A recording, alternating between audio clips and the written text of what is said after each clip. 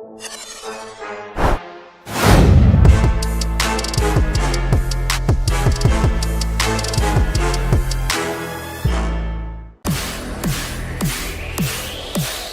watching Oilers Nation Everyday with Tyler Yaremchuk. Your one-stop shop for all things Oilers. Zach Hyman has a broken wrist. It's the 9-year anniversary of Harambe's death, and Zach Hyman has a broken wrist. Know what we're getting into today, and it's more than just the lead.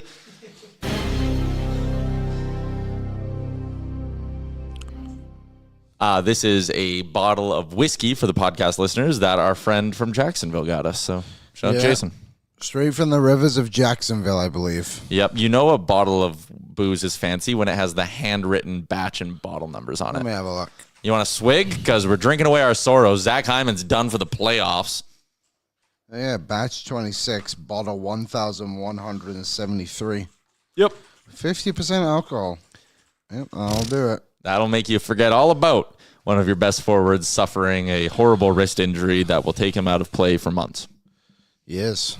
That sucks. Will also make you forget about Harambe's death. Audio's good. There was an account the other day, one of those like news accounts. Yeah. You know, they have like the Daily Hive and that kind of shit. I know. I think I know what you're going to say. Did you see the one where they were like, Harambe's death is 3 days from now? The anniversary of his death is 3 days from now. And someone was like, why don't you just tweet it in 3 days? 3 days. I don't know. Just schedule a tweet, man. Anyways, welcome into the show. We're live from the Sports Closet studio. From jerseys to hats to the legendary foam finger, you'll find it all and more at the Sports Closet. It's also a presentation of Bet365. Download the app, use the code NATION, whatever the moment. It's never ordinary at Bet365. YouTube chat, thank you for keeping us in check, doing a little audio check with us. We were nervous. I appreciate you. I was kind of freaking out.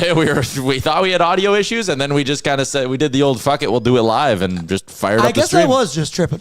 Yeah, I guess. Anyways, YouTube chat's brought to you by Odd Company Brewing and the Nation Beer Everyday Lager, a crisp, clean lager crafted not just for game day, but for any day. Whiskey from Florida? No thanks, buddy. If you ran in the circles that our boy Justin runs in, you'd be all right drinking the booze he brings. Yeah, that guy is Amish, though. He's Amish? Fighting Amish. Oh, I thought you were saying Justin. No, I don't think big he's beard. Amish. Yeah. Anyways, Zach Hyman's injury, that stinks. Like, there are very few things that could put a damper on winning Game 4 of the Western Conference Final and taking a commanding 3-1 series lead over a team you beat in 6 games last year. It'd be very hard to come down off that high. Watching our Prince Zach Hyman skate down or run down the tunnel with his hand a limp, and then hearing, whenever you heard that it was a broken wrist, and like, listen, I know we can talk about that's a hockey play that happens. Wrong. He's getting a piece of his guy. I don't see any malicious intent behind that or whatever. Again, similar to Nurse on Hintz, is it maybe like a touch greasy? Yeah. But also, Oilers fans, if you're going to whine and cry about the greasiness of that Marchman hit, Evan Bouchard was slashing an injured player right on his injury, so we kind of lose that a little bit. Yeah, right? I don't see this as anything but, that's the funniest fucking thing in the world. This was awesome. Jake Wallman did it too. I don't know if they showed it on the cameras, but it happened kind of in front of us, and then he kind of made a face at Hintz, who was not happy about it, shockingly. But yeah, the Hyman stuff. At first, I thought that best case scenario is a dislocated shoulder. He was going to go down, pop it back in, and see him 5 minutes later. Evidently, that did not happen, and now we have lost our most physical forward, who had 111 hits in 15 games. They have a lot of guys who can step up. They don't have anyone like Zach Hyman. And that is unfortunate. I mean, if you want to do a little bit of the glass half full of this whole thing, Corey Perry's taking his spot on the power play, right? Zach Hyman wasn't at 100% earlier on in these playoffs. It's not like this is the 10-goal in 15-game Hyman that we had in playoff pass. He was not his usual goal-scoring self. So you could say that they've been winning without Hyman's usual production. This isn't a crippling if 97 or 29 go down, or even 2, we're sitting here being like, it's over. Zach Hyman, I think there is enough depth here where they can overcome it. Does it hurt your chances? Yes. Does it kill them? No. Right? I agree. this might sound weird, but if this was Hyman last season who had 16 goals in the playoffs, That's what I mean. It'd be a lot different than what he is now. What's he at now? 5 goals, I think it is. Yeah.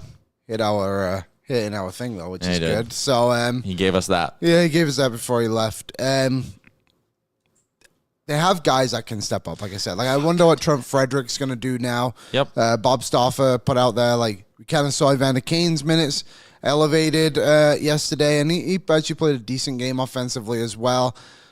Connor Brown played in that spot for a little bit towards the end of the season. Did he start the playoffs on McDavid's line, Connor Brown? Am I mistaken in thinking that? It was really close to the end of the season. So maybe that's something they do. Obviously, Connor Brown not in the lineup, but last night you had a positive. Victor Robertson came into the team, played really, really well, I thought. Thought he was fine, yeah. Played a solid game. Knobloch said he was their best forward in the third period is what he was labeled as. Sure. Jeff Skinner, also obviously not in the lineup for a long time.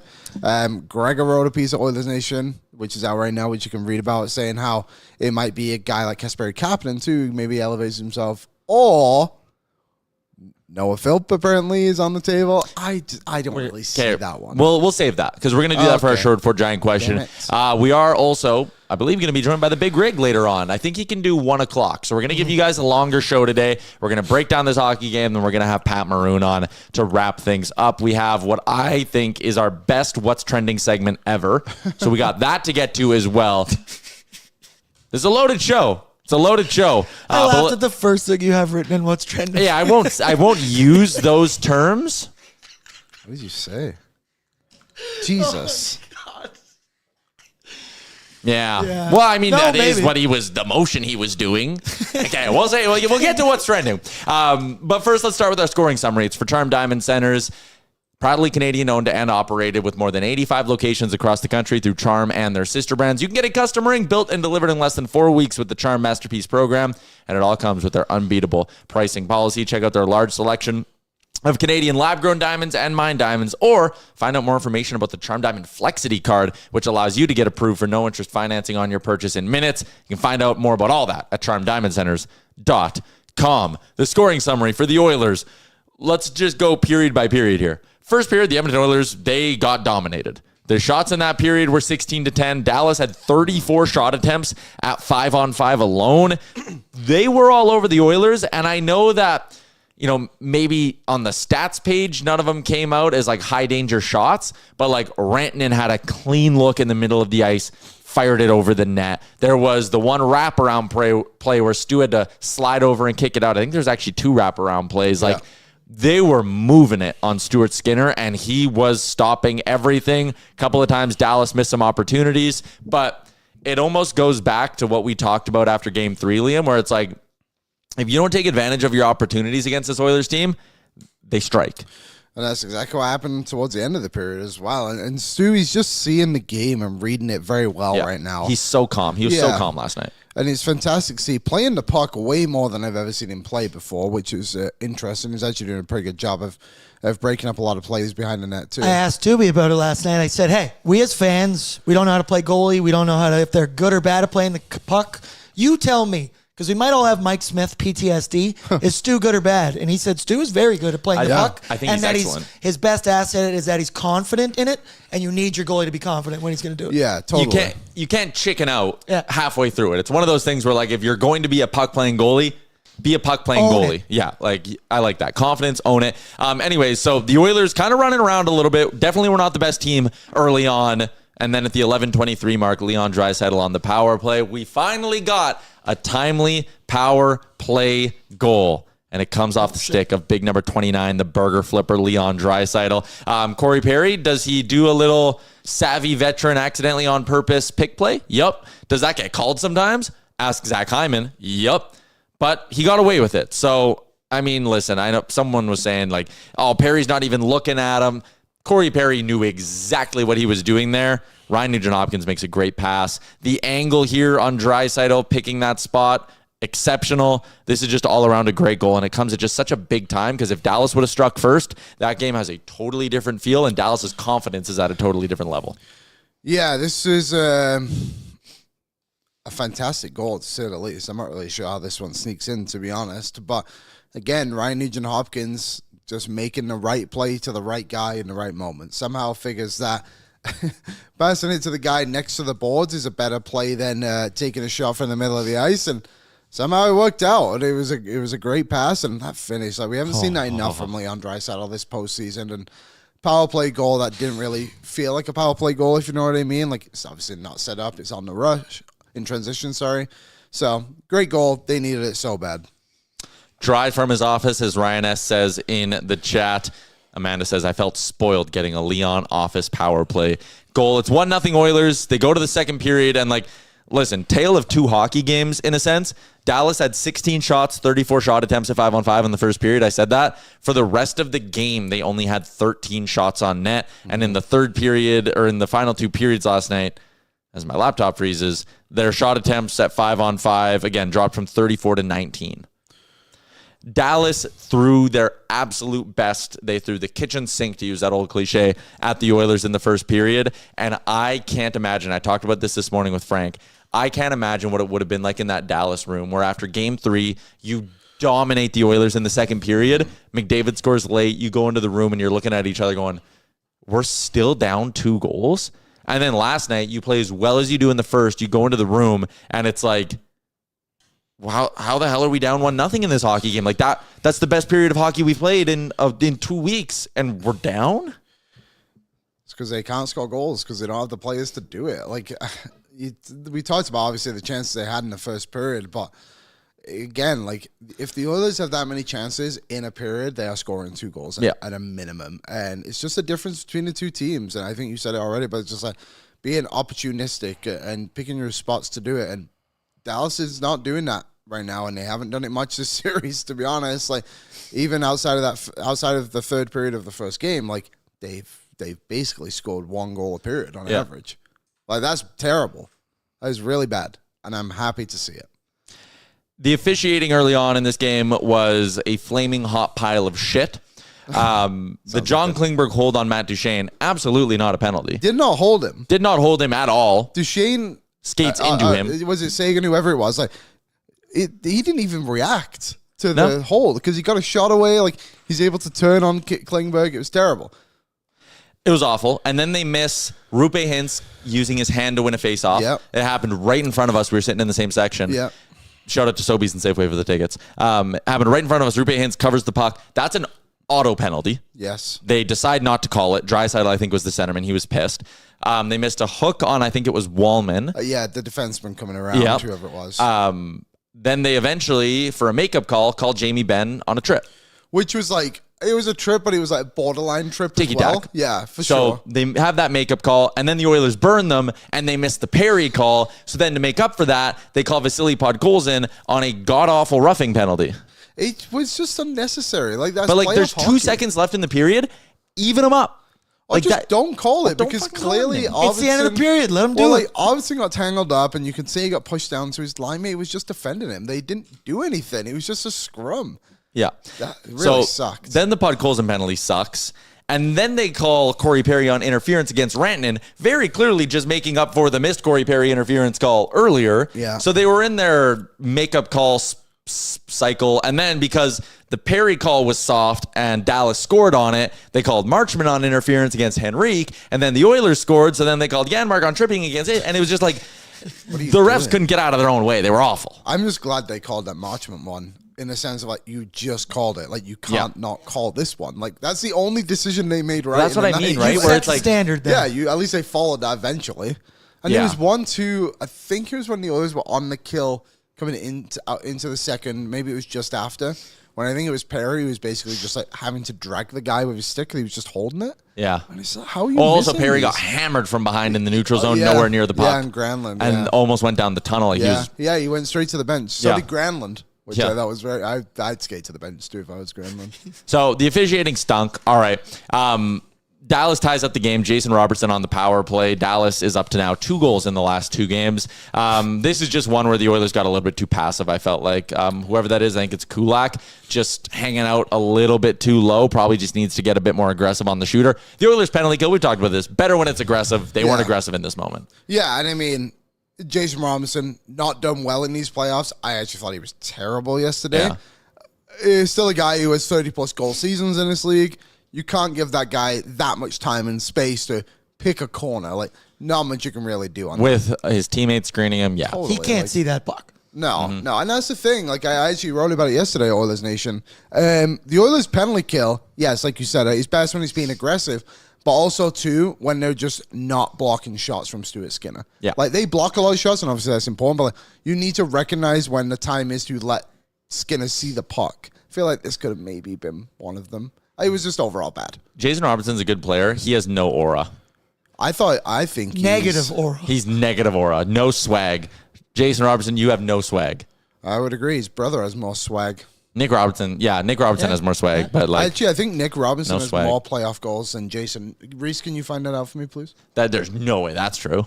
This season. Oh, this season. Well, Robertson scored twice in this series now. But he has 2 in general. He only has 2 goals. Actually, This is his first 2 goals of the playoffs? yeah, he didn't have any. This dude, everyone loves to be like, he's a star. He's not. He's a Dallas star, but he ain't a star. No, he's got 2 goals in his last 2 games. There you go. Careful. Nick Robinson had 1 goal in 3 games for the Leafs. All right. That's not bad. Aura abyss. Yeah. No aura. There's no aura on this Dallas team. Miro Heiskanen is the only one with Sam slight Steele aura. has got drip. No. All right, He's brother. like 5'6". He is a little boy. He's bigger than that. He's 5'7". On NHL.com, maybe. That was like the first time. I remember Yamamoto's rookie year. I held the door for him at Rogers Place once, and it was like right before rookie camp. And I went and looked. I'm like, they have him listed at 5'8" at the draft. I held the door for him. I'm like, nope. No way. How tall are you? I'm like 6'2". Yeah, okay. Pushing 6'3". Definitely not. Oh, buddy, I'm 6'2" and a half. Anyways, speaking of aura, Corey Perry on the power play. Edmonton's power play finishes the night 2 for 3. They go 2 for 2 through the first 2 periods. Edmonton does not win this game if it's not for Stuart Skinner and a timely power play. And listen, maybe that's not the most sustainable way to win hockey games, but like, who gives a shit? And this pass from Ryan Nugent-Hopkins, like butter. Like butter. His second primary assist of the hockey game. Nuge is in his bag right now. You want to talk about aura? Ryan Nugent-Hopkins has aura. And Corey Perry just sliding it in and then going right with the big celly to Nuge. This was great. This was great. It came at a massive point. Cody Ceci, great stuff. You can tell that guy used to kill penalties for the Oilers. He lifts his stick for 1 second. Nuge pounces. Yep. And like, again, Nuge, such a smart hockey player that like he knows exactly what's happening in that moment. He knows his lane. He's just waiting for it to open up, and the patience pays off. This was beautiful. He knows Cody Ceci. And he knows Cody Ceci. He knows Cody Ceci, that is for sure. Yeah, this was great. Great goal from Nuge.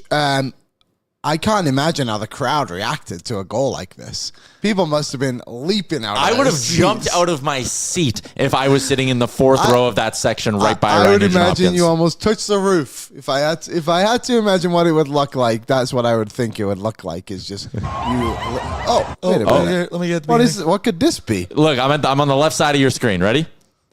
I wonder if I'll. Oh, you see midriff. Oh, so your heels on that. Yeah. Ready? Here it comes. I was fucking fired up last night.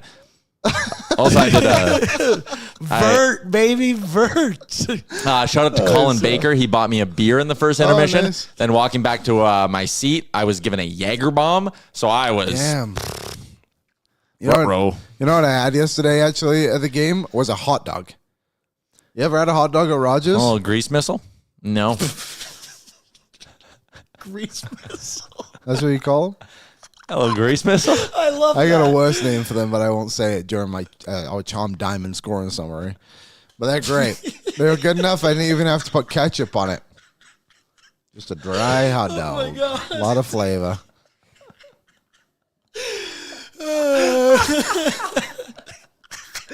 Oh, he's gone. He's done.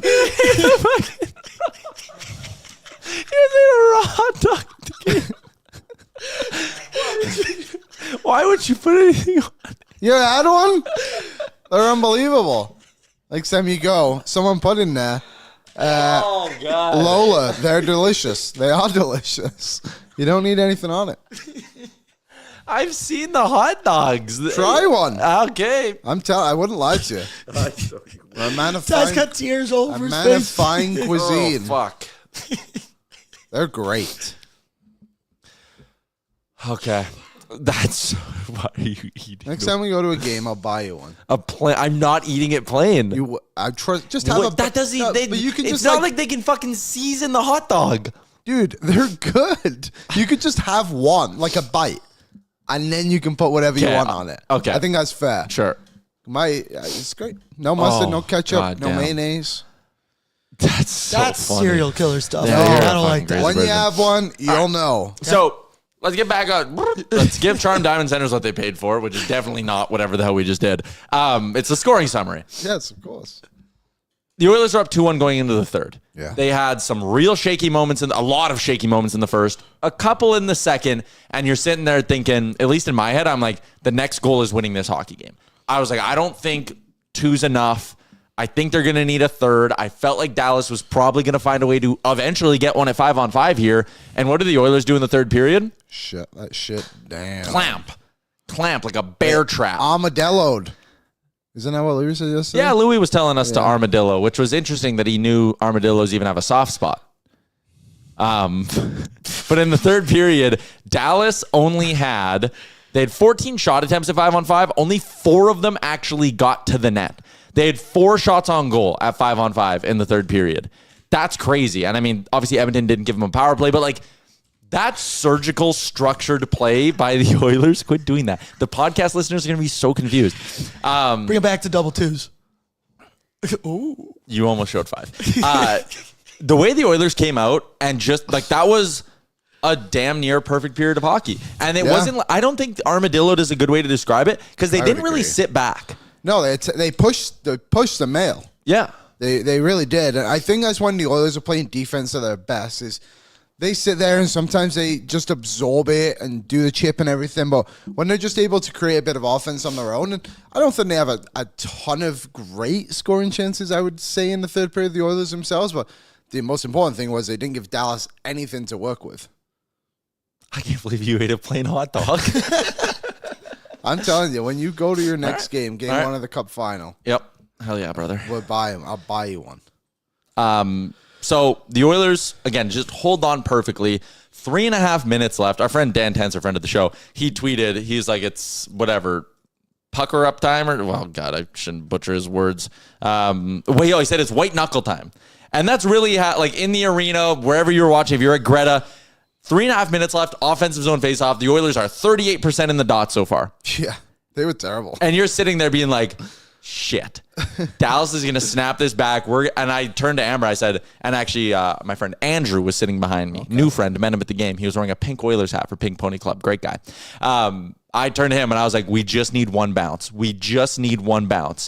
And they get it because they win the draw and they execute this little, like, this is a drawn up play, right? Like the one forward pushes up and almost like takes care of the one defenseman. And Kapanen 100% would be told before this, if we win the draw, you skate as fast as you can out of this zone. Yeah. And he beats Thomas Harley in a foot race and ends this game a little swagger on it too with a little one-handed finish. Or was it Hintz? No, who does he beat? Thomas Harley. It is the great Thomas Harley. That's Thomas Harley on the right side, and then that would be Matt Duchene right there, who he beats. Wow. But the little one-handed finish, like honestly, if Duchene plays this a little bit better, he absolutely pulls that puck off of Kapanen's stick. But I love it, man. Just a swaggy little finish. Kasperi Kapanen was nice and fired up. The crowd pop in the building was loud. Yeah. Rogers Place was rocking. It's 3-1 with 2.5 minutes to go. And we just never really had the white knuckle moment because the Oilers played so damn good in the third period. Opportunistic again. This was the first opportunity they got to get in on that empty net and capitalize, and they drew it up great. And like you said, like they got absolutely killed in the dot yesterday. And it didn't even matter because the one moment they actually needed to win a face-off, they just chipped down the ice and they scored. And I'm going to let everyone know a little secret right now. I told you guys before the show.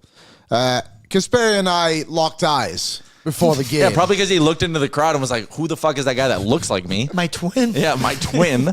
We locked eyes. eyes. Is that P.T. Barnum up there?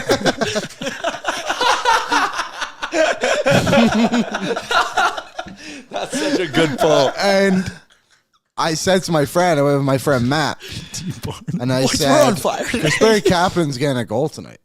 And you bet on it? And I bet on it, plus 550. Good job, buddy. I nailed Corey Perry 3 shots at plus 175. Damn. And Corey Perry goal at plus 350. That felt good. I didn't lock eyes with him. I placed the biggest bet of my life last night. You did because we had heard, and I don't think we're telling tales out of school. No. They wanted to win yesterday. And Connor McDavid sent some messages to certain people who were in our thoughts yesterday saying, hey, we're winning this hockey game. Mm-hmm. They were not going to be denied. They were absolutely not going to be denied. And they seal it up with one more empty netter to make it a 4-1 win. And the Edmonton Oilers now, in the last 3 games, have outscored the Dallas Stars 13-2. It's hard to say domination because the second period last game, and then obviously the second period in game 3, the first period in game 4. But, like, it's also the Western Conference Final. You're playing the best of the best. This is not like a slouch of a Dallas Stars team, but, like, they're doubling them in goals and they've lost a game. They lost a game where they outscored 6-3. Like, this is, I think, as close to domination as you can get at this point in the Stanley Cup playoffs. I completely agree. Like yesterday, they weren't given much to work with at 5-on-5 offensively, so they just scored 2 goals on the power play and won the game. Like just every night is a different game for them, and it doesn't matter what Dallas is throwing their way. They're just able to capitalize and just win it how they want to win the game. They need one more. They need one more win, and everyone in the chat, you should be extremely confident that they're going to go into Dallas tomorrow night and win again. I don't know how they'll do it. And I mean, listen, yesterday, you're right. My confidence level wasn't there because I'm a dude. Now you're on with us. I'm in now. Like, they're not. Even if they lose Game 5 in Dallas, which I do not think they will, even if they lose Game 5 in Dallas, they're coming back to the Terror Dome, and they're finishing this thing off on Saturday night. The what? The Terror Dome. Yeah. That was nice. Ryan, we love you. I love you. You're better friends with him than I am. We're not calling Rogers Place the Terror Dome. The Oilers are buying into it. They're selling shirts. Liam, I think you might be on the outskirts of that one. I am on the outskirts. It is not the Terror Dome. I don't know. I don't like it. I'm not in. It's Rogers Place. And it was rocking. That's the point. It was rocking. Also, is it technically a dome? I mean, I guess it is a dome. It's a dome. It's covered. All right. I got a couple of things I want to get to. We really didn't give Stuart Skinner enough love. So get the Bet365 ad ready to go here. For our friends at Bet365, we're calling this Skinner Watch. Wow. Bet365 is an official partner of the Stanley Cup playoffs. Whatever your bet, it's never ordinary at Bet365, and they got you, whether it's game props, player props, totals, money line. You can even bet on futures like the Stanley Cup champion or the Conn Smythe Trophy winner. Download the app, get in on the game, must be 19 or older. Once again, Bet365, an official partner of the Stanley Cup playoffs. Yesterday, when we checked in on my Stuart Skinner future, my $10 bet, which pays out $2,010 if Stuart Skinner wins the Conn Smythe, 10 into 2,000. Mm-hmm. Yesterday, the cash out was $4.10. We had 2 coffees coming up. We could get 2 coffees with that. If we're going with the logic of a coffee is $2, which is a bad logic because no, you can't buy coffee anyway. Yeah, Jesus Christ, thanks, Carney. I'm just kidding. I'm playing. I'm just playing around. I'm joking. Yeah, I'm just joking. How many coffees do you think I could get now with it? Based off again, them being $2 a coffee in our fantasy world. You got to be up to 3.5. I would imagine you can get a little extra donut in there or something. I bet you can get 12 of them. 12 cups of coffee. Damn. My cash out on my $10. $24. $24.82. Wow. We're on the rise, folks. We are on the rise. So here's where we need to talk a little bit. Because again, there's some coffee on the line here. Yeah. Right now, here are, in order, the Conn Smythe Trophy odds on Bet365. So you got McDavid, Bobrovsky, Draisaitl, Barkov, Kachuk, Rantanen, and then Skinner. So if the Oilers can eliminate the Stars, you can then remove Mikko Rantanen from that list. He's going to slide up to 6th. Right now, he's plus 2,200 on the board. Uh-huh. If they advance, if they advance and he plays well, I think that's obviously a key here. Aaron, $13 remaining in the account. I took out yesterday's money. You cashed out. I took it out, baby. I'm not leaving that in there. If they win and he plays well, I think he's 7-1 to open up the Cup Final. I think he's going to be dead even with Leon Draisaitl. I could see him being even with like Barkov, yeah. Somewhere in there, you're right. It would make a lot of sense. I think you have to let it ride for another game. Yes, not cashing out till the Cup Final. I wouldn't do it till the end of the series, that's for sure. But if they win tomorrow and he plays good, then you're looking at something pretty special. I'm probably looking at like $75 to $90. Coffees. 75 coffees. So 45 coffees in that range. Yeah. And that's worth it at that point. 7 times your money, potentially. But then you get into the thing of, one, it's 2 G's if he wins it. How bad do I need $75? Not that bad. Whoa. How bad do I need 2 G's? I got a wedding in 60 days. 2 G's would... True. pay for half of the booze I need to buy. KP said, don't cash out. I'll buy the coffee. There you Okay. go. Have you discovered how to monetize your wedding yet? No, I think we're still workshopping a few things. We'll work on that. Someone asked if they missed Pat Maroon. He's coming up at 1 o'clock. Top of the hour, Pat Maroon. That's your scoring summary, by the way, for Charm Diamond Centers. That's our Skinner Watch update for Bet365. Also, I need one Brad Marchand goal in this series to cash another futures parlay because I did him and Hyman each to score at least 2 goals. And no win tonight? I think Florida finishes that off tonight. I could see it too. Sam Reinhart is back. I know someone asked that earlier on if this was the same for the Oilers losing Hyman as Reinhart. Reinhart was always day-to-day. Hyman's gone. Yeah. Okay, we're going to talk more Panthers and Canes a little bit later on.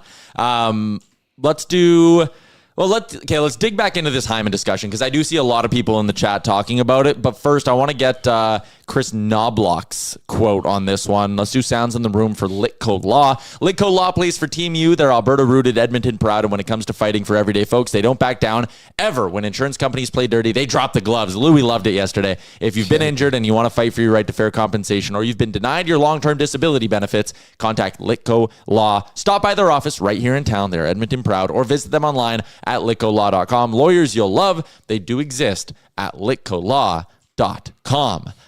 Here is Chris Knobloch on Zachary Martin Hyman. Last year we hardly had anything, and then this year, for the first... Chris, what can you tell us about Zach? Zach's season's most likely done. He's getting surgery today, and it'll be a while, so we're not expecting him back for the playoffs. Is it a wrist, a shoulder? It's his, I'll just leave it upper body, yes. Okay. You know, my time here, we've been pretty fortunate with injuries, especially last year. Last year we hardly had anything, and then this year, for the first 3 quarters of the season, there was minimal time off for guys, and then it really piled up at the end of the season. Not only, with numerous guys, key guys, McDavid, Draisaitl, Ekholm, just to name a few, Hyman. And now, playoffs, there's going to be times when the guys are banged up, and that's part of the game. And right now we're missing some guys that are unavailable to play. Obviously, Zach's going to be a huge hole, but we're fortunate to have a lot of depth that guys can come in and step up and give us quality minutes. Credit to the Edmonton Oilers for the press conference clip. Chris Knobloch, obviously, again, 100%, he's done surgery. We're talking months. Like, this is probably something that bleeds into training camp next year. If the break is as bad as at least I've heard it is. So you lose Zach Hyman. That sucks. Chris Knobloch talked about it. This team has had to battle through more injuries, honestly, in the last month than they probably have had to, or they had to all of last year. I don't remember the last time any of this team was this injured. Yeah. As they have been. At least guys could play through it and whatnot, right? Yeah, to the extent of guys are sitting out of games, like obviously now Brown, Hyman as well. And then the way we ended the regular season, guys could have probably come back, but they didn't. So you can assume they were hurt enough. Yep. Last season, Kane obviously being the only one really that missed games, if I'm not mistaken. Ekholm as well, obviously not playing right now. Mm-hmm. So, again, Ekholm maybe, helps.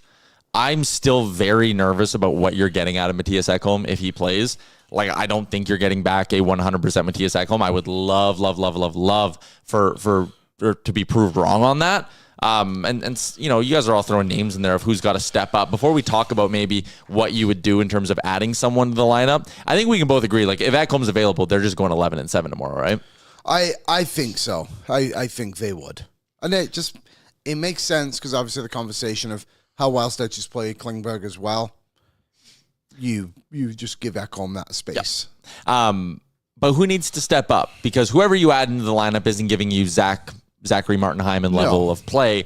But there are some guys who could step into an elevated role. You talked about Kasperi Kapanen. I mean, he's fit in well with Leon Draisaitl. There is certainly room for Victor Arvidsson to be better and to be a better offensive force.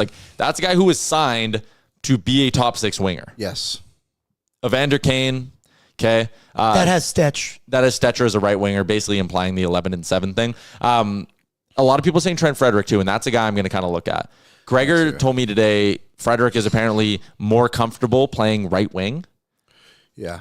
I mean, Trent Frederick, let's give him a run. Like, you paid for this guy. He can do the crash and bang forecheck thing that Zach Hyman does. I think Frederick might be a pretty natural fit up the lineup here. I would completely agree. So Frederick, I put that out there as well today, just saying like it's a big opportunity for him to step up and take a few minutes away. And people were questioning his physicality, and I don't know how to do this, so I'll ask you to do it on the spot. Can you find out what his hits per hour are? I think that's a stat, right? Because right now he has 55 hits in 15 games, which is just shy of 3 a game. For a guy that's playing 9-11 minutes at the most. 9-11. That's a pretty solid. There goes the clip. Sorry, Brett. Can't clip that one. For a guy that's playing so little, that's pretty good, I would say. And obviously, he's got a bit of finish to him. This is a guy that came close to scoring 20 goals in back-to-back seasons. He's played with skill in Boston. I'd give him a run. I'm not saying he has to be cemented on the top line or the second line. But like when an opportunity comes in the offensive zone, why not run him out there? See what he can do. Like Perry's obviously not going to play 15, 20 minutes a night. When he's not playing and he has to sit back a little bit, throw Trent Frederick. I know Bob also put out there Evander Kane. Yep. Possibly seeing some minutes elevated. They have which so makes many sense. guys who could that like it's on Chris Knobloch, it's on the coaching staff. You got to find the lightning in the bottle guy. Yeah. Who can give you, and we're at the point in the playoffs where if someone can give you 2 electric games in the top 6, great. What a win. We're at the point of 1. Yeah, give us like one big goal. Yeah, like we just need to take this game by game, moment by moment with these guys. And I think they know it as well. I think we can all assume once Jeff Skinner, I think Jeff Skinner's going to play next game. I really do. They have to, right? Like it just makes too much sense. And this is the only time they've been able to throw him in, give him a chance, see what he can do. I think this time off would have been beneficial to him. I don't think he's that crazy of a liability that he's been made to be. Evander Kane's a bit of a liability defensively as well, but I'm going he to touch on scores that a in a lot second, of goals. Give Skinner the opportunity to do it. See what he can do. I'm going to give you 5. I got the hits per 60 for the entire playoffs. Okay. Everyone who's played for the Oilers in these playoffs. I'm going to give you 5 guesses. Who do you think's number 1 on the list? Hits per 60. Podkolzin. No. Oh. Draisaitl. No. McDavid. No. The forward or defenseman? Forward. Boy, per 60. Kaplan. No. God damn it. Nuge. No. Shit. You want to keep going? Yeah, because I don't have many 5 forwards guesses. left. Yeah. Hyman. No. Frederick. No. Damn it. Perry. No. Oh, no, there's timer on the screen. Who's even playing? Yamak. No. Henrique. No. How many players are left? Kane. No. I've gone through every single forward. You've only gone through 11. So I have the last forward who I can't remember who. I think there's been 14 forwards who've played in the Arvidsson. playoffs. No. Brown. No. Holy 15 moly. seconds, Liam. You got to the last one. Who's the only other forward It's got to be Jeff Skinner. It is Jeff Skinner. Hey, Congrats, with 6 Liam. seconds to There spare. was 6 seconds to spare. So where is Frederick on that list? Frederick is 4th. It goes Okay. Skinner, 26.78. He had 5 hits in 11 minutes in his only game. Podkolzin's 2, Hyman's 3, Frederick's 4, Kapanen's 5. So Kane Skinner's 6, numbers are incredibly elevated. Kane 6, Henrique 7, Emberson 8, Perry, then Nurse, then Klingberg, Janmark, Wallman, Stetcher, Nuge, Brown, Draisaitl, Arvidsson, McDavid, Kulak, Bouchard, Josh Brown. Just listed every player who played for the Oilers in the playoffs. So Skinner Skinner's picker. minutes are just through the roof. His numbers are through the roof because he's played one game and he played 15 minutes. Yeah. And probably less. 11, yeah. 11. He had 5 yeah, hits. There you go. Would you play him? No, I wouldn't. So that ties into my Sherwood Ford Giant question. Shout out to Sherwood Ford. The Giant also sounds in the room. Litco Law, love you, Litco Law. Sherwood Ford, the Giant, and the Nation Valet Service. Never visit the dealership again for routine car maintenance. Right in the heart of Sherwood Park, the spot for your next vehicle. Sherwood Ford, the Giant. I think Gregor's idea of Noah Philp is the correct take. Okay. I think it's You are now down. bad take. So I'm talking for Game 5 of this series, and assuming Ekholm can't go. Yeah. So if Ekholm can go, I just go 11-7, and I'm doubling up Connor and Leon and like go, just win this thing in 5 and get some rest. If Ekholm can't go and I need to dress a 12th forward, you are coming off a game where you got caved in the faceoff circle. Noah Philp is good in the faceoff circle. You are now down 2 penalty killers, Hyman and Brown. Mm-hmm. Penalty killer, good faceoff guy. That gives me some value. The only reason I could see going with Skinner, and Mulick put it in the chat, even that doesn't work because Connor Brown's out. He said, why wouldn't you reunite the Brown, McDavid, Skinner line? And I'd be tempted to do that because they were so good down the stretch, but you don't have Connor Brown right now. So I'm They did confirm that Brown is not playing tomorrow. Not playing Game 5. No Connor Brown Game 5. Yeah, no, I just don't see Phil getting in. He wasn't trusted in the regular season to play, so I just don't think that's something that's going to happen in the playoffs. The face-offs obviously weren't great, but I think that's something that's like you look at Draisaitl, Henrique, and the team in general, be like, bear down a little bit more here. Like, they're clearly wanting these face-offs a bit more, and you've gone through the LA Kings, and like the Oilers have never been a crazy good face-off team from what I'm remembering too. So I don't know. They obviously need to win a few more, but I wouldn't throw Noah Philp out there. Also, too, on the penalty kill, Kasperi Kapanen, I thought, stepped up on the PK a little bit yesterday, and you can elevate Podkolzin's minutes there too. So I would go Skinner. So then let's play a little fun lineup game. Yes. Give me your 12 forwards. What are the lines? What are you doing, Liam? Can you throw out the board for me, Aaron, please? Pretend you're that pastor from Sherwood Park and you're impersonating Chris Knobloch. Is he from Sherwood Park? Yeah. Shout out. Yeah, he's a Lutheran pastor. Oh. Top line, I would do the same. No, Lutheran is Lutheran. Okay. Fair. I'm going to cut that part out. Edit. Okay, I would do Pat Maroon's in the waiting room. Like, what the fuck is going on with What the these hell guys? is this idiot? Yeah. Top line the same. McDavid, Nuge, Perry? Yeah, I would have that. And then just have the Perry as like the spot of like you can maybe rotate guys through. I would bump up. Shit, McDavid, Nuge, Perry killed the Dallas Stars last game. Wasn't the shots like 8-2 or something? 8-1 with those three on the ice. Holy crap. Podkolzin, Draisaitl, Kapanen. Moving Cheeks back up to the second line. Yeah, I would. And then I would have Kane. This is difficult. Kane, Henrique, Frederick, I guess. And then you have... I want Frederick on the right wing. I really want Frederick on the right wing. And then I would have Skinner, Janmark, and Arvidsson. Oh.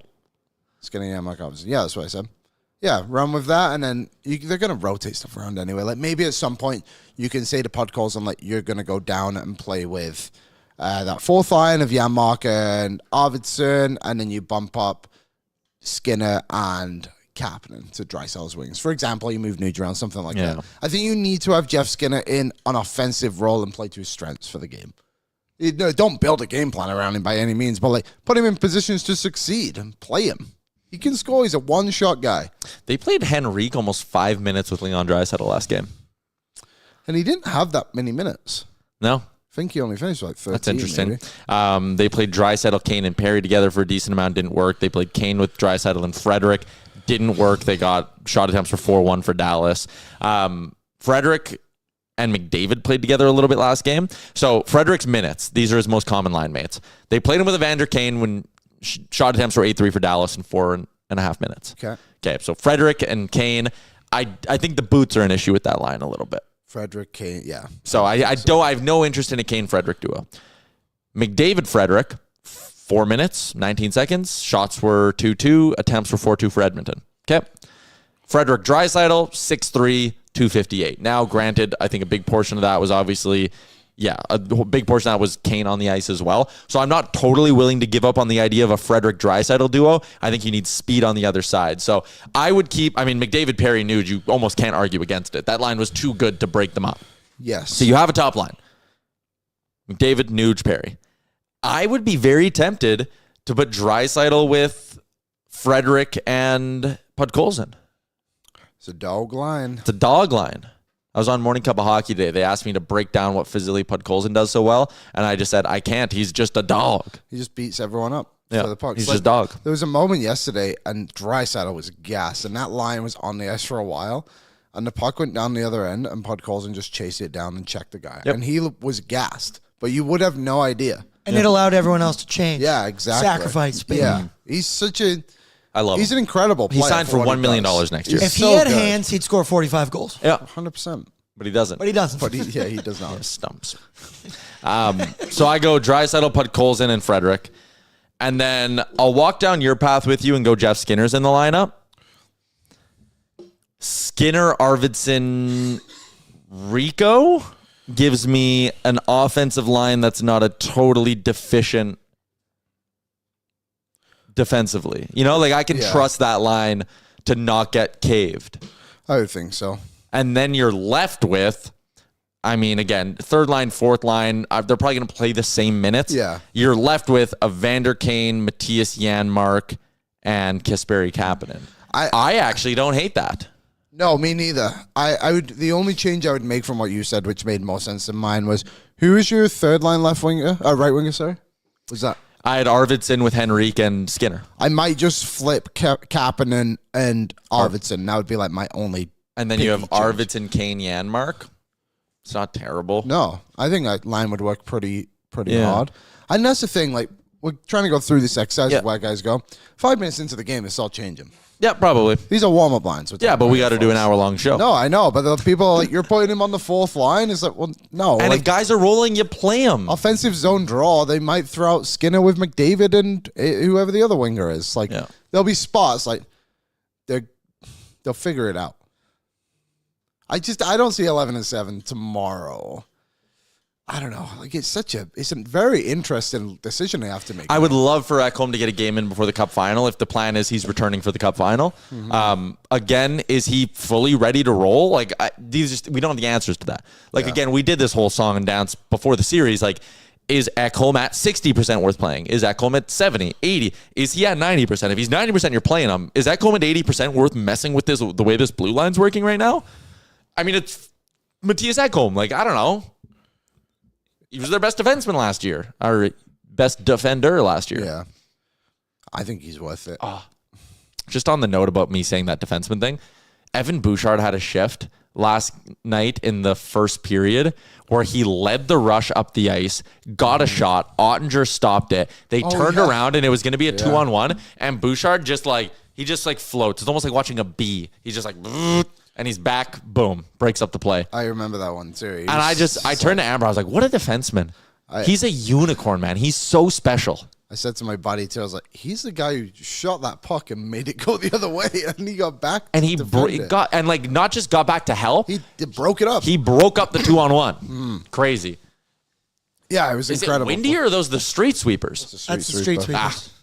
We left the door open, so there's that. Nice, you had a nice breeze on my cough. I was getting a little chilly, actually. So, Sherwood, for a giant question, what do? We put a poll in the chat. 75% of you want Jeff Skinner. That's not surprising. I knew you guys would love Jeff Skinner. I think there's a case to be made of Noah Philp.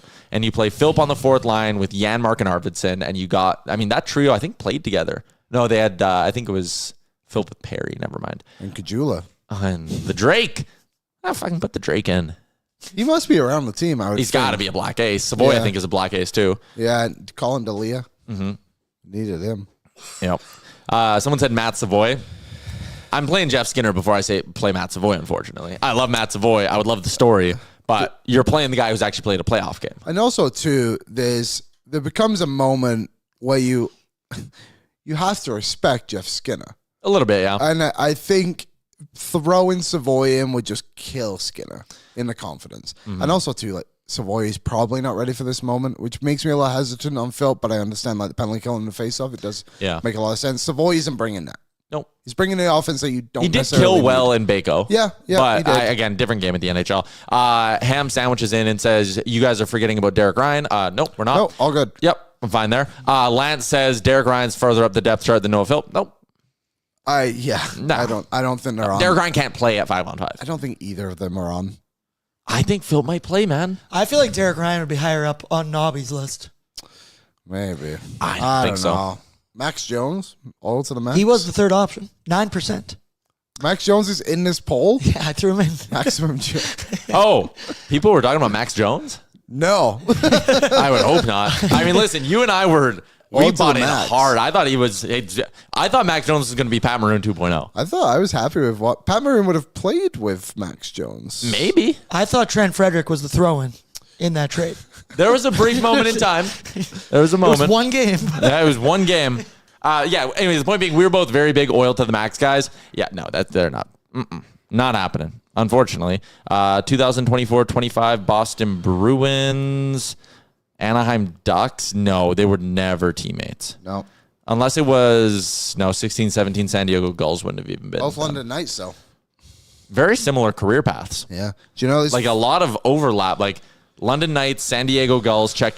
Ducks, check. Bruins, both of them. Oilers. Wow. Yeah, kind of weird. Yeah, I mean, it makes sense why we thought he could have been like Pat Maroon for us.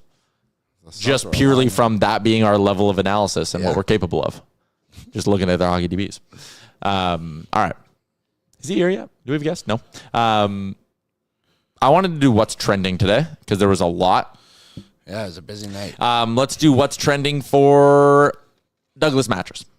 I sleep like a baby on my Douglas. I slept good last night. Even though I had to wake up at 7 a.m. to go on Morning Cup of Hockey, I had what felt like a full night's sleep. You can sleep as good as I do. Douglas.ca/nation to find more information. Try Canada's best mattress in store today. They have an Edmonton store, Manchester Square, now open. If you're outside of Edmonton, free shipping across Canada through their convenient mattress in a box delivery.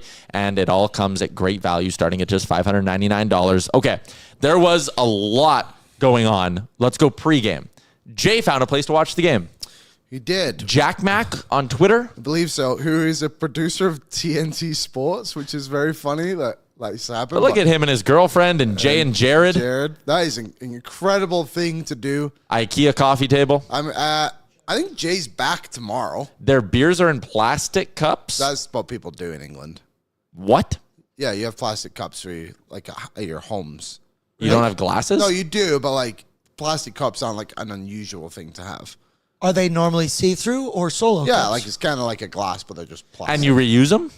Yeah, he's dishwasher Okay. and all that good stuff. Cool. Well, Jay said he'd bring him beer. He did. They watched the game together at Jack's house at 1 a.m. in London, which is awesome. I love that story. And then Jay put on his Instagram story them driving home and song that was on in the cab. Pink Pony Club. Pony Club. So there you go. Pretty good. I can't wait to hear the story. Again, you and I, very lucky. We got to sit nice and close at the game yesterday. Yeah. And we saw firsthand this Leon Draisaitl exchange with the linesman where he is telling him to F off aggressively, and then he does this. Ooh. Like, drop the puck, man. So I'm trying to... It's so funny. He's basically saying, like, you keep fumbling the puck and not dropping it. Like, he was very pissed. I'm rightfully so. Oh, that's what he's doing. So he's not doing the motion I thought he was. No, of course not. Yeah, like, right from and the ref was giving it right back to him too. Oh yeah, it was a very heated exchange. Then they talked again like two face-offs later, and you could tell that it's like heat of the moment, whatever kind of thing. But it is. I do respect refs that allow the players to express themselves like that, and like just move on from it 2 minutes later. So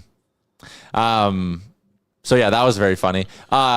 You didn't just eat a plain hot dog at the game. You caught a donair. I did catch a donair. I wrote an article about it on Oilersnation. Which I can't believe you did. How did you milk 300 words out of this story? Beyond me. Because of that facial expression right there. That's passion. Look at that death grip, dude.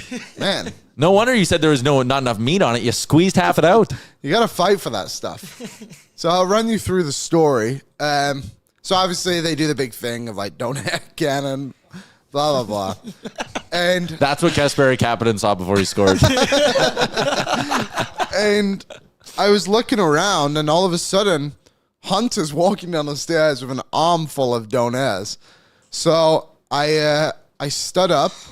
We kind of locked eyes, to be honest. Like, he clearly saw me. Yeah, those dead mascot eyes. Not many other people stood around, but he was like over to the next section, next row. So I had to like really reach back in my seat. I stood up and just snagged that thing out of the air. It wasn't good. I've heard they're terrible. They just like, there's not a lot to them. It was like maybe like 2 or 3 strips of meat and then just like a ton of veggies and no sauce. So it's a free donair. Like, it's a donair that was shot out of a t-shirt Was it cannon. cold or warm at all? It was fine. Like, I wouldn't say it was cold. It wasn't like scorching hot. But my article at the end, I was like, it didn't really matter what the donut tasted like. I had already won. Yeah. Like, I had everything I wanted by just catching the damn thing. And then, BM was right in front of us. He was stoked to see me. My friend Matt, who I went with, I don't know if you have the picture from BM, but you can see him in the bottom right. He's so excited. And then I turned, and Kennedy sent me a video this morning as well of like she's just clearly taking a random video. Then all you see is me waving his donair in her face. It was awesome. I've never caught anything at a game before. So to catch the donair was a once in a lifetime moment. It really is. You'll probably never catch another I one. probably won't. I might miss it next time on purpose. People were wondering why you weren't wearing your Penner jersey. The Leon jersey's good luck. Yeah, so I change my jersey every time they lose. So obviously the first 2 games. The first game of the playoffs I wore look at my friend Matt in the bottom right corner. He's looking at you pumped with admiration. So yeah, the first 2 games I won my Penner of LA, Penner, Shaw, and I put on my Draisaitl jersey. They won a bunch. I switched it when they lost to Vegas to my Kane one, and I was like, well, after they lost again to Dallas, I wasn't going to switch back to the Penner or Shaw, so I threw on my my Leon one from 2017. What a jersey. That thing is small. Mike Smith made his return to Rogers Place yesterday. They had him on the big screen. He was fired up. I know he did an interview with Gene on the broadcast as well, but Mike Smith still gets a loud ovation here for, I mean, that playoff run when going to the Western Conference Final, that totally changed his perception here. Because I think there was a little bit of like, this isn't a guy you can win with. The last 2 playoffs hadn't gone well, all of that stuff, or the last playoffs actually hadn't gone well. But Mike Smith, that BOA, the clip of him walking down the tunnel, some of those saves he made against the LA Kings, the Game 7 shutout. Shout out Mike Smith. Yeah, he really did get a good ovation. The music that was played was, remember the video Zach made? The Stone Cold? Is it Stone Cold? Yeah. It was that one. It was just like, feels very iconic to Mike Smith. So, yeah, Mike Smith, what a goalie.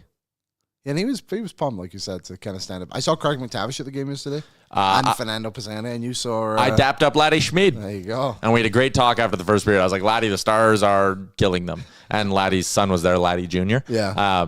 And I love Laddie because he's just authentically who he is, right? He is. It's like his kid's standing there, and Laddie just goes, yeah, they're fucking hammering them. And I was like, all right. Don't swear on you. Also, Laddie was wearing, again, former Oiler. He could show up to the game in whatever he wants. Yeah. He shows up in, those old baseball Oilers jerseys? Yeah. Like buttoned up. Laddie was looking fresh as hell. Yeah, that was good. Shout out to the Oilers for using the Stone Cold sound. Yes, correct, Zach. You were the one. That's got to be one of Zach's most viral posts, right? I would argue the most viral post. I'm trying to remember what the numbers were on it, but I'm pretty sure that went like absolutely crazy. Harambe died 9 years ago. Talked about that in the opening. Wanye on the Oilers Nation Twitter was just in his bag yesterday. He was having a night. Including 5 retweets of Matthias Janmark's face next to a baby doll. And I don't understand any of this.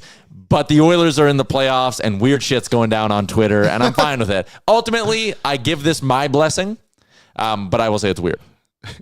I don't really see Why? it. One So stupid. One year, when I sent a picture of the donaire, me catching a donaire in the team chat as well, he was he's excited. Right. You got to pull these off before Pat Maroon gets here, because if he sees that we're doing this shit, he's just going to be like, I'm refusing to do the show anymore. He's here. Oh, boy.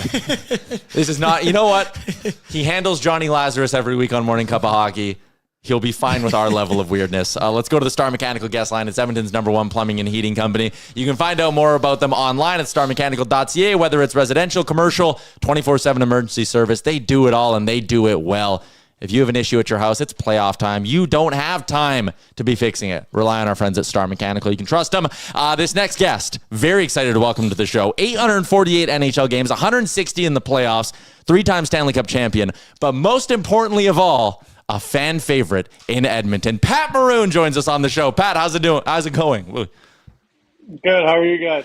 Good. We are very excited to have you on. Excited to talk a little bit about the Edmonton Oilers. The city is absolutely buzzing right now, up 3-1 in the Western Conference Final. And, I mean, you obviously have a lot of playoff experience. You had experience with a lot of these guys in Edmonton as well. But just what do you make of last night? And I'll call it the maturity they showed, just shutting down the Stars in the third period.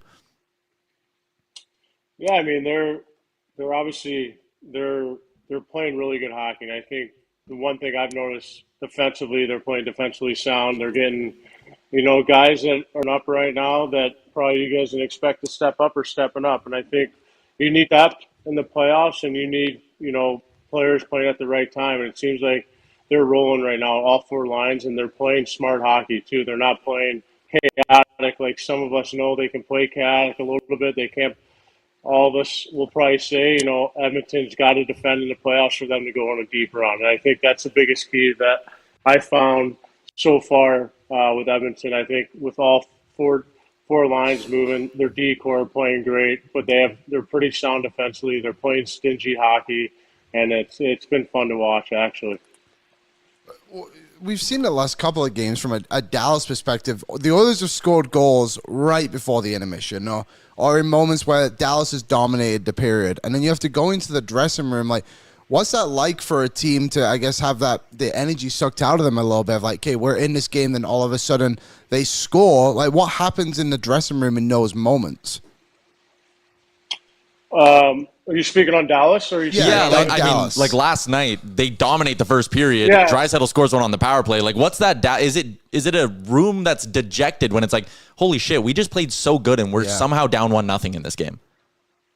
Well, I think too. Listen, like they're playing that good of hockey too. You got to stick with the structure. Don't get out of it. Dallas is kind of a stingy team too. They're pretty sound. They're really good in the neutral zone. They kind of smother you. They have good puck moving defensemen. They also break out the puck really clean. But listen, when you have all the momentum and it's kind of taking the wind out of you guys, it finds a way. You come back and you settle in. You have to keep doing it again, because the longer you do it, the long period of time, you're eventually going to break through. You're eventually going to get the bounces you need. And, it might be an ugly one. It might be the one you don't expect to go in. But if you stick with it, you'll find ways. But it just seemed like to me Edmonton was kind of playing good hockey yesterday. Goaltender's been playing really good. So sometimes you got to tip your cap to the opposing team you feel like that's getting dominated, but they find ways to get out of it, and they did that last night. They got out of that first period up 2-1, I think, right? Yep. And then they kind of they're going in the lead, feeling great about themselves going into the second period. And in playoff hockey, you got to hold a lead, because if you don't hold leads in playoff hockey, it's going to be a long series.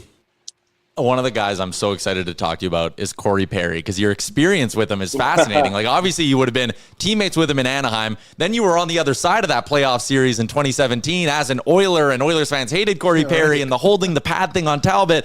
And then you were with him in Tampa Bay, and now you're sitting here watching Oilers fans cheer on Corey Perry at the age of 40. What do you make of this run he's having in the playoffs?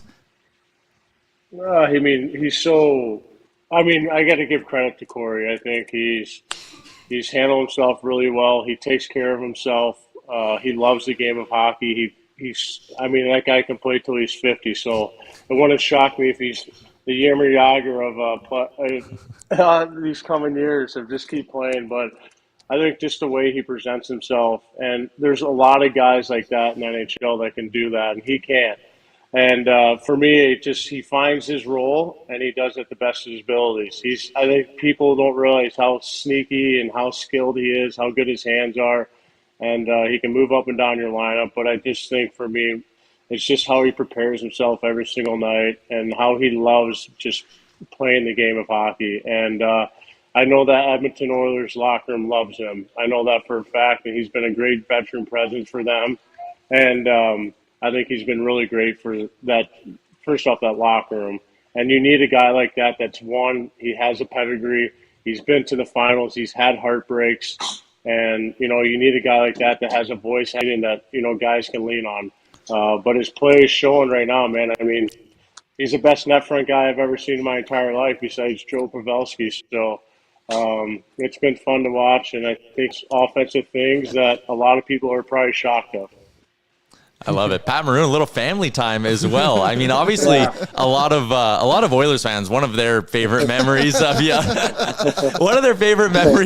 was with your son Anthony, obviously. And I think it's such like a crazy thing everyone remembers the moment of you with Gene and the touching interview and all of that. But now you look and it's like, Anthony's drafted by the London Knights now. Like, his own hockey career is taken off. I guess as you begin the next chapter of your life post-playing, how excited are you to watch Anthony begin his junior hockey life? I'm really excited. He's matured so much over the past 2 years, and the passion he's grew for the game has been so much fun to watch. And, I unfortunately have to watch from afar, but just the way he's grown and the way he's loved the game, I love it. And he has all the opportunities to continue his hockey career with the USHL and OHL. So he's going to be, it's a big summer for him. Sorry, guys. This is a big summer for him, and I'm really looking forward to him having to be here with me and working out with me in the summer and watching him skate, and it's been great. So I'm really watching the growth of my son and maturity. So I'm really, really excited to be a dad and then watch him play. Get to be a dad in the stands. All right, Pat Maroon, I love it. You're on dad duty, but you made time for us, so we really, really do appreciate that. We'll just give you one more then, and we'll let you go. No, she's good. She just wants to be on camera. That's the biggest thing. I get it. We had Laddie Schmid on last week. It was the same thing. Yeah, he had all his kids in Oilers jerseys running around behind him. It was awesome. I wanted to ask you about Ryan Nugent-Hopkins. Obviously, you would have been teammates with him back in 2017, but he's a guy who holds such a special place in the fan base because he committed to Edmonton, right? He signed multiple extensions here. It looks like he's going to be an Oilers lifer. And then whenever you see him have success, it feels like the reaction from the teammates is even a little bit different. What can you say about the type of teammate Ryan Nugent-Hopkins is? And also, what's allowing him to, I'll say, play his best hockey in his 30s here and in the playoffs? Well, he's just a great teammate, he's loved by Edmonton, and the way he approaches the game on and off the ice and the way he respects his teammates and takes time. And I think that's the biggest thing for me. And he's so calm and collective, right? He doesn't say much, but when he talks, he's the best. But I think we forget Ryan Nugent-Hopkins, why he's so valuable for that Edmonton Oilers. He's a two-way centerman, but that can bring offense. He's so committed defensively, especially on the PK. He does all the little things that we forget that hockey players bring that are so valuable for a team, especially going forward and a long, deep run. And he's shown that, right? And he's so valuable for that team, and I'm really happy for him. And he's taken, I guess, a pay cut, but to him, he wanted to stay in Edmonton. He's in Edmonton for life, and he wants one goal, and to bring his Stanley Cup back, just like all those other guys in that locker room. So he's pride and joy Edmonton, and he takes pride putting that jersey on every single night. So he's a great leader, great teammate, and I'm really, really extremely happy for him. I know you were in St. Louis for one of their playoff games, getting the crowd nice and fired up. Obviously, St. Louis native, but the Oilers do an alumni of the game as well, and they've had a couple of good ones on the Jumbotron. What are the odds? Cup final, Oilers make it? We getting a Pat Maroon in Edmonton watch? I was supposed to come this past week, but just with the newborn, it's been tough. So I'm hoping to make an appearance here in the Stanley Cup Final. So that's what we talked about. So we'll see what happens. I guess I'll maybe be the next star. I love it. I love it. You got one more? I was just gonna ask. Obviously, you were on that team that made it back to the playoffs, and they only made it 2 rounds. But this feels like there's a ton of moments from that run that really stick with me. I just wanted to get your thoughts on what you think that run meant to the team and guys like McDavid and Draisaitl, and how that kind of helped them get to this point now as well. I think exposure. I think just being in the playoffs and having the experience of playing against, the teams that have been in the playoffs for long runs, like the San Jose's and the Anaheims, and just being there and having a presence. And you know what? I mean, think about it. We could have been conference finals if we don't blow. I think it was game 5. Yeah. We're up 3-0 with 3 minutes left. So it's kind of, but I think those learning curves and those experiences help people along the way. Those moments that you see, the breakdowns that happen, and all those bad mistakes we probably made that we probably don't see, matured them as players and helped them along the way. So I think it was a hard loss for us, especially losing Game 7 to Anaheim 2-1, in Anaheim, which we thought we went up 1-0 there, and then obviously they tie it, and then when they scored that early one in the third. So, I mean, it kind of, I don't know if they played us or just maybe we were trying to try too much. But that's the learning that we went through, and that team needed it. And now look at them. They're, conference finals again, 1 win away from the finals, and try to go win a Stanley Cup. Obviously heartbreaking last year, but those experiences help these guys and mature them to know what it takes to actually win a Stanley Cup. So I'm really looking forward to their deep run, and I'm hoping they can close it out here. All right, Pat, we appreciate your time, man. We'll chat with you again hopefully next week when the Oilers are in the Stanley Cup Final, but we look forward to having you on. And obviously, our YouTube chats lighten up. They love you. You go to an Oilers playoff game, you still see Pat Maroon jerseys around the barn. So Oil Country loves you. We appreciate you making the time for us, even though you're on dad duty. Thanks, guys. Sorry about all that. It's a hot mess awesome. over here at the newborn. Yeah, and congrats on the newborn as well. We'll chat next week, Pat. See ya. See ya. There you go, Pat Maroon. Former Oiler, 3-time Stanley Cup champion, father. Yeah, that was funny.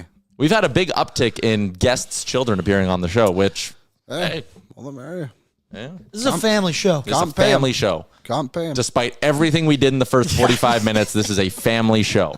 They can't cool. read the prep sheet. They can't read my the prep sheet. It is true, though. Like, you look back at that 2017, 18, whatever, and being like, that run, it really did, like, kind of form Draisaitl and McDavid to what they've become. Like, there's no way they're blowing a 3-0 lead in the last 3 minutes of a game ever again. Or giving up 5 goals in the third period. Oh, they did that in game 1. Damn it. But that was one aside, That was different. there's some bad penalties.